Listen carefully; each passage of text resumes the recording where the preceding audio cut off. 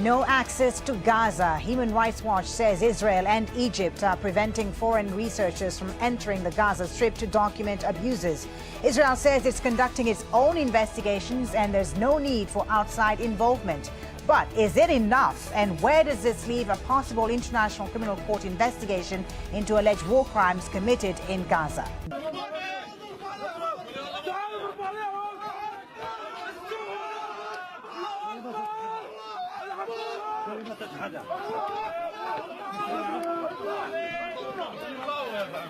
ابعدوا من قدامي.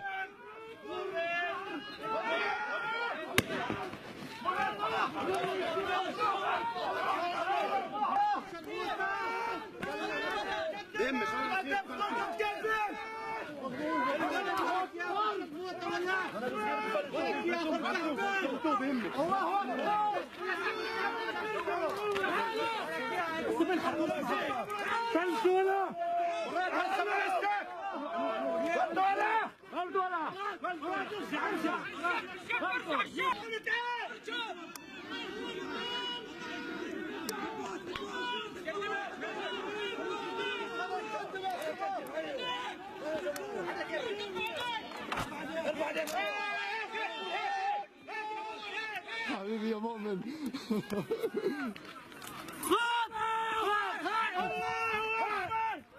Gaza Strip is one of the most isolated places in the world. The territory has been under Israeli blockade since Hamas seized control in 2007. Almost 2 million Palestinians are cut off from aid, proper medical care and work outside the Strip. And now human rights workers say they too have struggled to get into Gaza. Human Rights Watch says investigators are repeatedly stopped for security reasons by both Israeli and Egyptian border guards. The report also criticizes Hamas for not complying with international investigations. The rights group says this endangers both Palestinians and Israelis. This is the Gaza side of the crossing from Israel. It's the final checkpoint, one of 3 needed to be passed to get into Gaza. The journey's all too familiar for Samir Zakut, who works for Al Mazan, a human rights organization based in Gaza. He says he's been harassed many times by the Israelis and is often refused permits to leave. In my experience, like 2 years ago, right now, I applied more than 20 times for the Israeli permits, but all the time they reject or delaying or denying my application. It's not just human rights workers. The Israelis control everyone entering Israel and the occupied Palestinian territory. Human rights lawyers say very little can be done to combat Israeli control. What can be done is limited given Israeli law. There is no law to regulate entry. Israel controls access based on changing regulations, depending on what they claim to be security needs. The strategy goes back to the 1967 war. The Israelis can impose restrictions on access because the Palestinian territory is under occupation in the West Bank and East Jerusalem, while under siege in Gaza. The HRW report also criticizes Hamas for not complying with international investigations, and it's critical of the Israeli army, which it says relies on human rights groups to provide it with information on human rights abuses that may have occurred during the 2014 Gaza war. Israel's coordinator of government activities in the territories is dismissing the allegations. Gaza residents pass through Erez crossing into the Gaza Strip on a daily basis. In 2016, over 310,139 crossings were listed through Erez crossing. However, the statement doesn't refer to Gazan human rights organizations referred to in the Human Rights Watch report.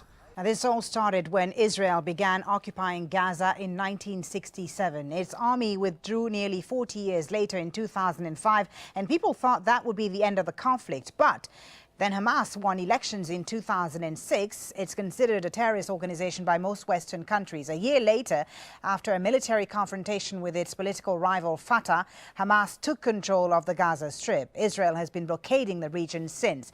In 2008, Israel invaded Gaza again. 1,300 people, mostly civilians, died in the 3 weeks of war.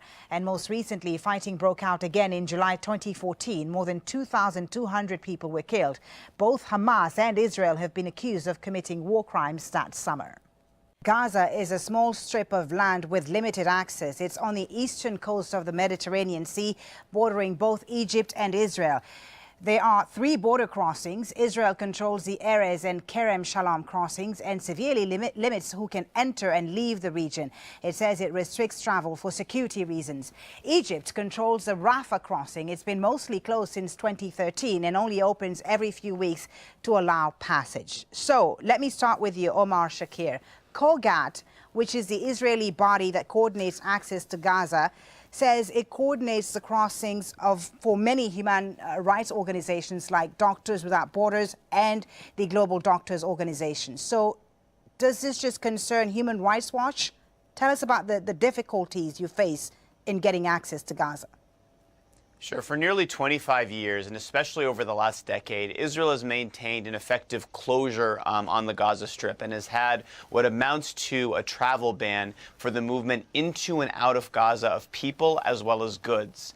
Our report out today focuses on one particular sector that has been affected, and that is human rights workers. Effectively, Israel has been blocking access for both external, international, and Israeli and Palestinian human rights workers from entering the Gaza Strip in order to monitor compliance with international human rights law, as well as the ability of Palestinians from Gaza to exit, to attend trainings, to participate in conferences, to do advocacy. And that has had an adverse effect both on the work of human rights organizations, our ability to really monitor abuses of human rights that take place in the Gaza Strip, but also it's reflective of the larger closure policy. Current travel out and into Gaza to the West Bank and Israel is just 2% of the level it was in 2000, and this closure affects virtually every aspect of life in the Strip. The Israeli government has long maintained that Human Rights Watch has a vendetta against Israel and that your reporting on the Palestinian territories is biased, that you're basically engage in propaganda when you go out there. What do you respond? Because your report doesn't just point the finger at Israel. It also blames Egypt and Hamas, which controls the Gaza Strip. Look, Human Rights Watch, we work in over 90 countries across the world. We've won the Nobel Peace Prize for our efforts. We document abuses committed by all sides to conflicts in every country in MENA and across the world.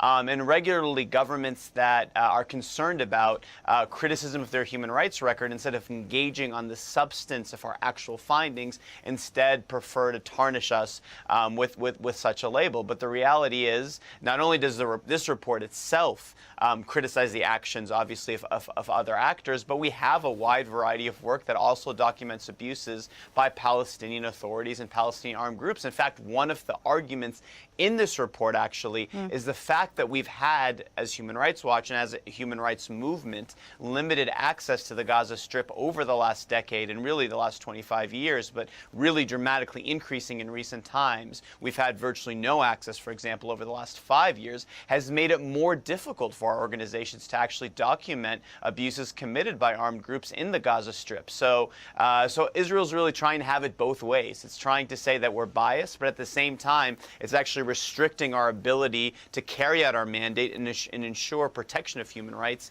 in places like Gaza. It's a video that's gone viral, and it makes disturbing viewing. An Israeli soldier is seen pursuing a young Palestinian boy and pinning him to the ground amid clashes in the West Bank.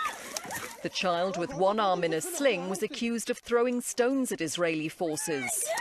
But the soldiers' attempts to arrest him are thwarted by the arrival of Palestinian women and children. Some reports suggest the girl in pink who bites the soldier's hand at one point is a well-known child activist, Ahed Tamimi, who's featured in a string of such videos confronting Israeli soldiers. She's won recognition in Turkey, receiving a bravery award. Faced with the onslaught, the soldier is eventually forced to flee. The images were filmed in the village of Nabi Saleh near Ramallah, the scene of regular protests by residents against the confiscation of local land and a spring amid Jewish settlement building. Most countries consider the settlements Israel's built in the West Bank, land it captured in the 1967 Middle East War, to be illegal.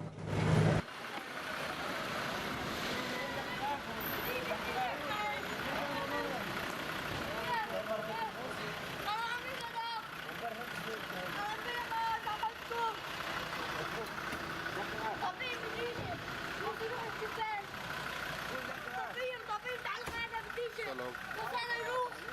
סליחה? איפה פה? أبيب خلي هذا يروح. أبيب كبير. طب خلي هذا يروح. خلي هذا يروح.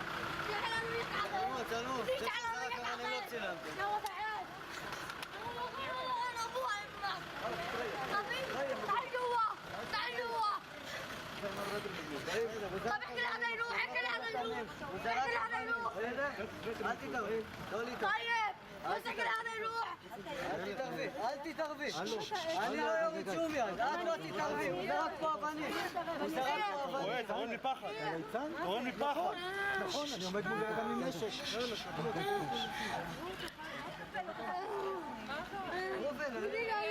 انا يروح.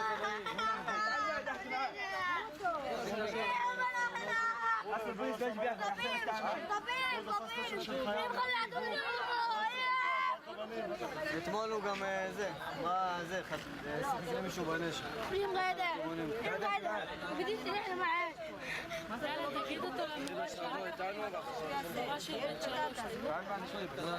بديت اطلع دول كلهم ابو هذا كلهم بيروحوا بس يروحوا كلهم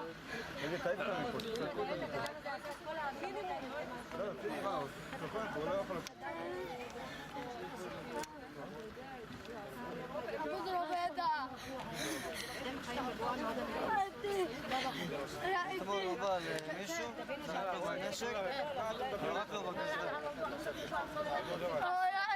نط عليه ضيعه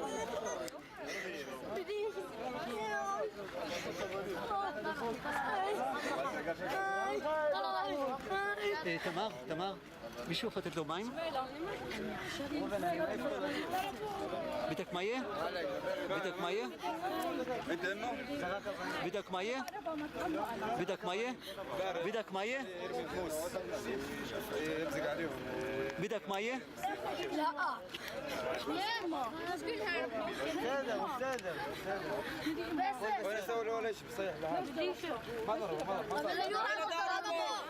هذا ضربني شو ما صار؟ انت ما يضرب فيي ورقتي وراك ان شاء الله ولا عمرك تمد ايدك على ولد من الاولاد سامع؟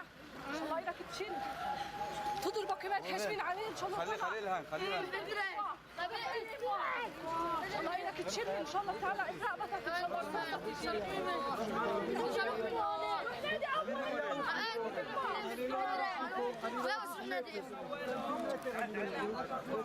ليش بيضربوا؟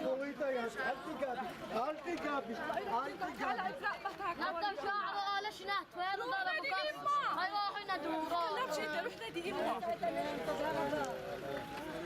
ماحي بلهم بيان باسل دمنا عن كل المربوعة قبل لك ما شفنا احنا والله انك خسر ان شاء الله نهتر والله انا مرت عمه انا مرت عمه انا بقولك سميد ايدك على يلا وريدي وراك شماله بضربوا قاعد يغفيه ليه؟ انا 100 واحد ليش بتضربوا طفل؟ ما حد صادق قبل ولا انا كسر نطر شعره كمان ضرب خنزير انت خنازير انتو اطفال تضربوا مش حرام كله هالطولة قديش ابن 8 سنين بيقدر لك انت يعني ولد صغير بيقدر صغير الطفل الصغير قديش عمره؟ 9 سنين عمره 8 سنين 8 سنين عمره عليه بيجوا 20 واحد ما حداش فازي ولد صغير אתה יודע שהוא ילד בן 8 ואסור לך לעצור אותו? אתה יודע שהוא בן 8, אתה יודע, גם בן 10 אסור לך לעצור. מתחת לגיל 12 אסור לך לגעת בו. אסור לך לגעת בו מתחת לגיל 12. אסור לך לגעת בו מתחת... אסור לך לגעת בו מתחת לגיל 12. لا ساعات شوفي بدك تصوروا اكلنا قاتله اكلنا يعني مجرم هذا انت السلاح كله ها شو هذا طب احكي اقسم بالله ذبحنا ولد ينضرب هذا شو وين امه انا هذا ابننا كنا وين عمامه احنا بعده من برا شو هذا كل السلاح هذا اللي معكم مش عاجبكم ولد صغير بخوفكم تشيل موس كمان تكذب كمان يا الله شو عندكم كذب يا الله شو ما فيش معنى مو وينه موسى وينه هذا وانت معك سلاح وين السكينه وين السكينه جار عم بقول لك جار وين جار رماها شوف ايده طلع ايديه موسى ولا حجار مش عارفين لا موس ولا حجار يلا وينه يلا شوفوش مستوطنين اسمع وين الحجار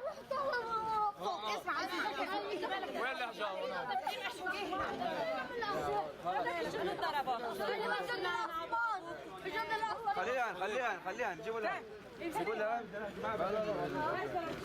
طب احكي ما دام قادر تحكي احكي يعني احنا هون مليون سنه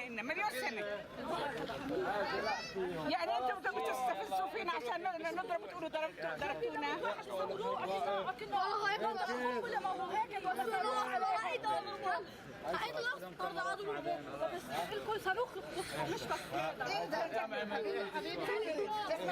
حرر فلسطين ولا اخذ سلاحكم ولا شو سوى فيكم؟ Israeli authorities say that access to and from Gaza endangers Israeli security. But is security the real motive here, or rather stopping human rights workers from exposing Israeli abuses in the Gaza Strip, stopping criticism of Israel's human rights record? And I think that, what Israel is trying to do has to do with the security of Israeli citizens. Again, we're talking about a Hamas government. This is not, security cooperation between, in the West Bank, between Fatah and between the Palestinian police force and the Israeli Defense Force. This is Hamas. Now, the United States, the European Union, and Egypt all define Hamas as a terror organization. Okay, so, let me just ask you this, Mr. Barak, it is obvious that they're going to use Omar those to human respond, rights workers to exploit that. We have to allow Omar to respond, but I just want to ask you something. I mean, Israel's army had said in the past that it relies on human rights organizations as an important source of information for its own criminal investigations into possible crimes committed, for instance, during the 2014 war in Gaza. So why are they allowing, rather refusing foreign workers to enter Gaza if they rely on this information themselves?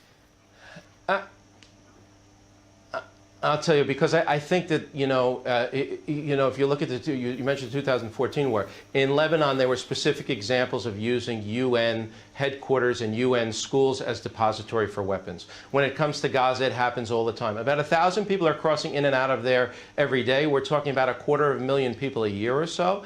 And you're talking about ambulances that come to the border that have to get emergency medical treatment in Israeli hospitals. And, after a serious check, they find that there's tons of money in there. That money is being smuggled into Israel to go to the West Bank, to go to other people. There's also, weapons and other things that are being smuggled in through human rights workers or through medical people. And some of these people could actually be participating and cooperating with the Hamas. Some of them could be blackmailed too. Okay, well, let's allow Omar Shakir Gaza, to respond. And their families are blackmailed, and if they don't do that, Omar Shakir, Mr. Barak says human rights workers can be used to smuggle weapons into Gaza. What do you say to that?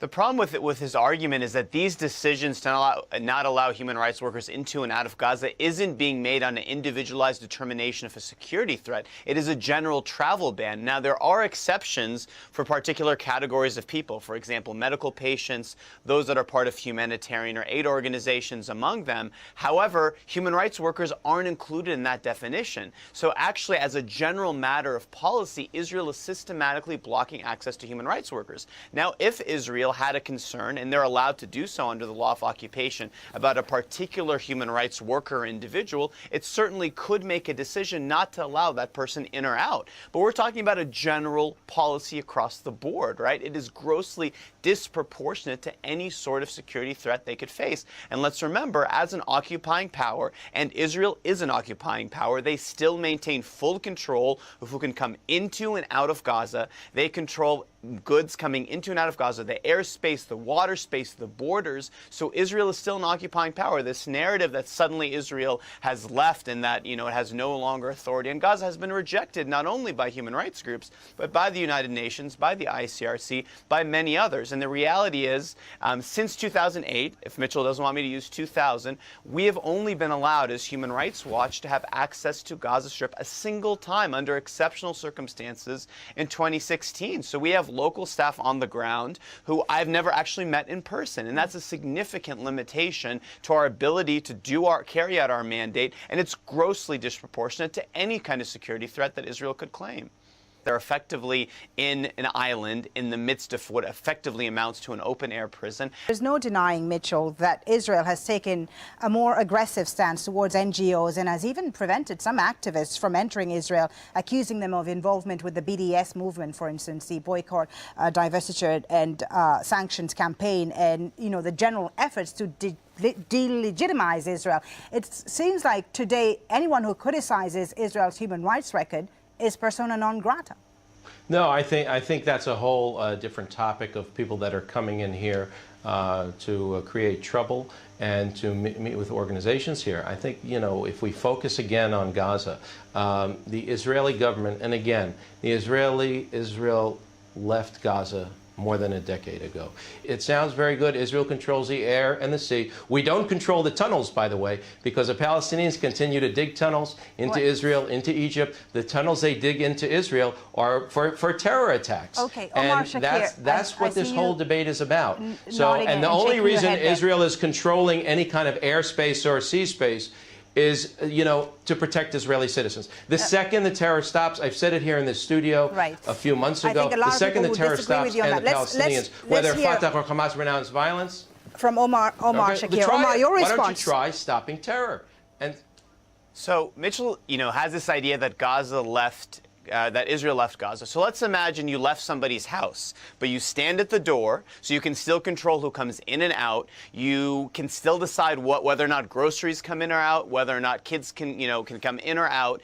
Every couple of years you throw in bombs and other weaponry that actually affects people living inside the house. You control the water. You control every aspect of everyday life in Gaza. You haven't left. You've effectively still maintained full control. And again, this isn't the opinion of Human Rights Watch alone. This is the consensus international opinion. And under international law, not only does Israel have an obligation to allow the freedom of movement of Palestinians inside and out of Gaza, but under Article 43 of the Hague Resolutions of 1907, they need to provide for the operation of civilian life. It's not that Gaza doesn't want to become a Singapore. It's that they really aren't able to have the basic elements of normal, proper civilian life in what effectively amounts to an open-air prison. Now, look, we, among many other groups, have criticized the actions of Hamas, arbitrary arrest, detention, torture, a number of practices that really do affect the everyday life of Gazans. We're very concerned about the recent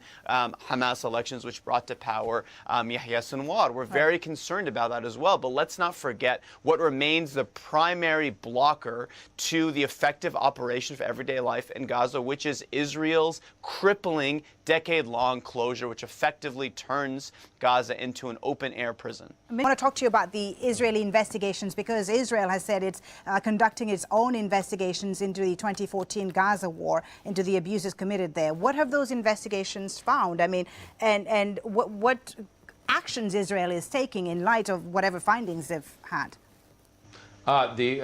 So Israel is a democracy, and Israel is a country that wants to always do better and always find what mistakes they've made and not. And, Israel went to war in 2014, and there seemed to be a number of Israeli leaders, military and political leaders, that maybe weren't as prepared for the war as they said, and didn't complete the objectives of the war. So there was a lot of criticism. It was aired openly. There are some people that had a lot of explaining to do. But it goes back to, again, the Israeli government and the Israeli army is not operating in secret. Like any other, like a country where there are mistakes that are made, and the Israeli public wants to know. But is there because every Israeli when family, every Israeli Jewish family is serving. You know, like most places in politics, we have a lot in common with people in the region, and there isn't always accountability. And there isn't always accountability not in the next election at the polls, or you know, people losing their jobs, and people don't take personal responsibility. Okay. That's not always part of it. And you know, the reports were very clear that you know the government should have really known about the tunnels and what was going on, and should have been better prepared.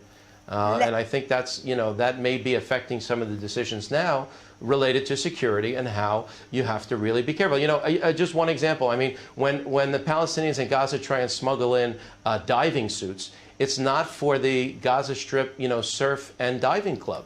It's so that they can go underwater. We're talking about and then go into Israel and launch terror attacks. Okay.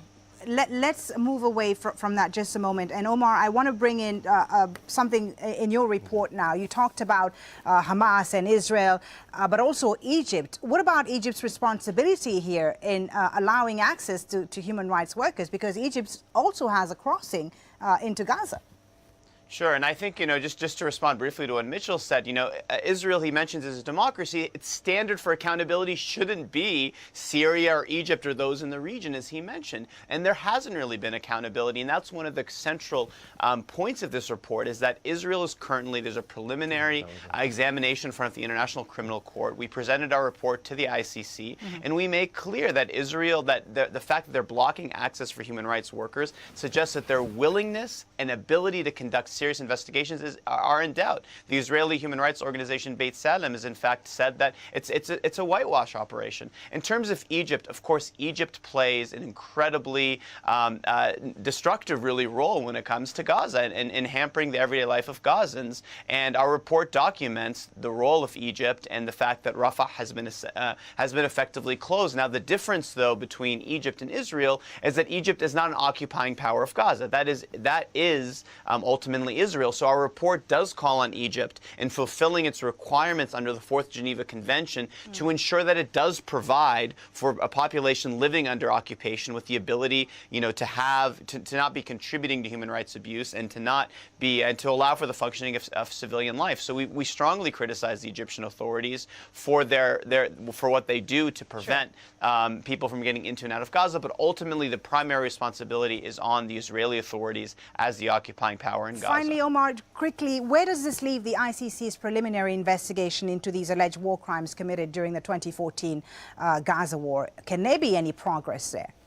Our recommendation has been very clear. The crimes, what happened in Gaza, also settlements, which are war crimes, have taken place in the territory of a member state of Palestine, which includes the West Bank and Gaza. And secondly, that Israeli investigations really haven't been able to have real accountability. So we call on the International Criminal Court to immediately shift its examination into a formal investigation and to hold all perpetrators of serious crimes to account for their actions. Until that happens, we will continue to see human rights abuse, and we'll continue to see instability and lack of peace in Israel and Palestine. Yeah, no, I mean, to call settlements war crimes is a little bit of a stretch.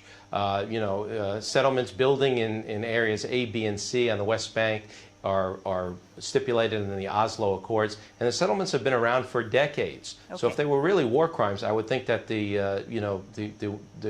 would be able to stop them or bring Israel to justice. That's not the case. They're not going to find war crimes from 2014. This is all, you know, media. It's PR. It's a lot of bluff because there were none.